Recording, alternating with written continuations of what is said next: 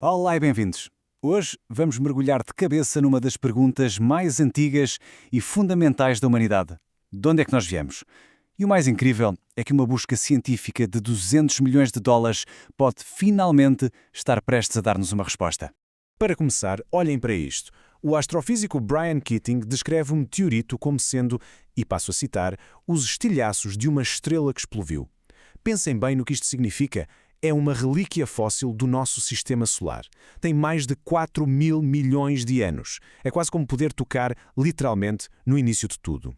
E isto leva-nos, claro, à grande questão. Como é que chegamos aqui?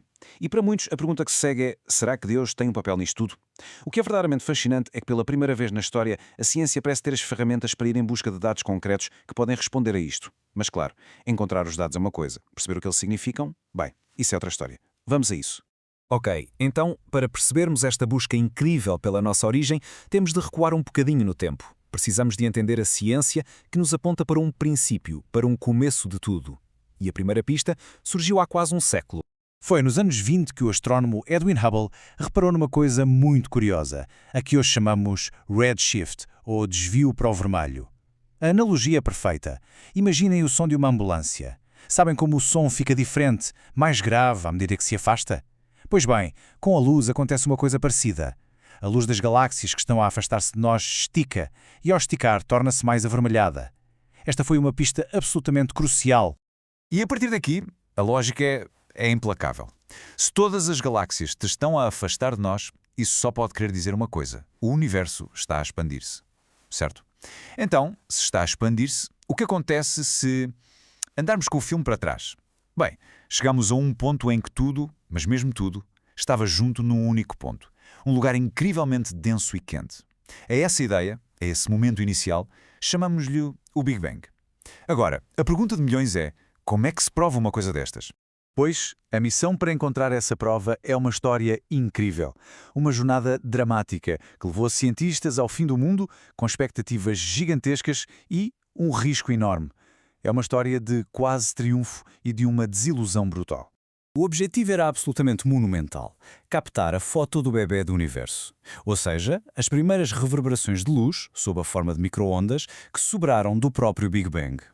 Para isso, uma equipa liderada por Brian Keating construiu um telescópio chamado BICEP num dos sítios mais remotos e secos do planeta, o Polo Sul. A missão era essa: ouvir o eco da criação. E em março de 2014 parecia que tinham conseguido. O anúncio foi global, fez capas de jornais por todo o mundo. A equipa BICEP tinha detectado o sinal. Era loucura. Eles achavam que tinham visto o nascimento do próprio tempo. Já se falava em prémio Nobel. Mas a euforia não durou muito. Pouco depois, outros cientistas começaram a levantar dúvidas. E se aquele sinal fosse outra coisa?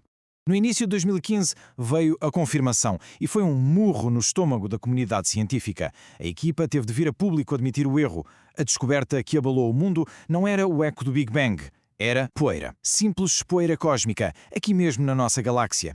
Nas palavras do próprio Keating, foi a experiência mais esmagadora que um cientista pode ter. Imaginem só o golpe. Mas na ciência, muitas vezes, um fracasso não é o fim da linha. É só um desvio no caminho. E esta derrota, por mais esmagadora que tenha sido, acabou por abrir a porta a uma oportunidade ainda maior. E é aqui que entra em cena uma figura fascinante: o matemático e filantropo Jim Simons. Em vez de ver um fracasso, ele viu potencial e decidiu apostar em grande. Investiu 200 milhões de dólares para juntar uma autêntica equipa de sonho e construir um telescópio de nova geração, muito mais poderoso que o anterior. E assim nasceu o Observatório Simons. Desta vez, não no gelo do Polo Sul, mas no deserto de Atacama, no Chile. Um dos melhores lugares do mundo para observar as estrelas. O objetivo? O mesmo de sempre. Fazer o que o BICEP não conseguiu.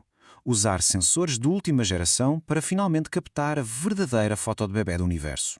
E a notícia mais recente é que ele já está a recolher os primeiros dados. É a segunda oportunidade. Tudo isto é absolutamente fascinante do ponto de vista científico, mas leva-nos a uma questão ainda mais profunda. Talvez o enigma final. Se eles tiverem sucesso, o que é que isso vai significar realmente para a humanidade? Porque, vamos ser honestos, se encontrarmos a prova definitiva de que o universo teve um início, um momento zero, o que é que isso nos diz sobre a existência ou não de um Criador? A verdade é que a curta saga do BICEP já nos deu um belo vislumbre do debate que aí vem.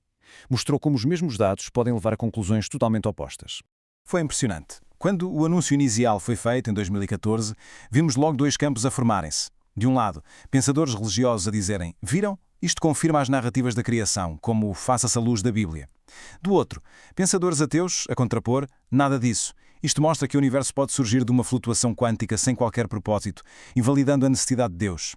Exatamente os mesmos dados, duas interpretações diametralmente opostas. Parece que a mente humana, por natureza, odeia a ambiguidade. Temos uma necessidade quase instintiva de escolher um lado, de encontrar certezas. A ciência pode dar-nos os dados, os factos brutos, mas a interpretação que lhes damos, essa continuará a ser debatida nos corredores da filosofia e da fé.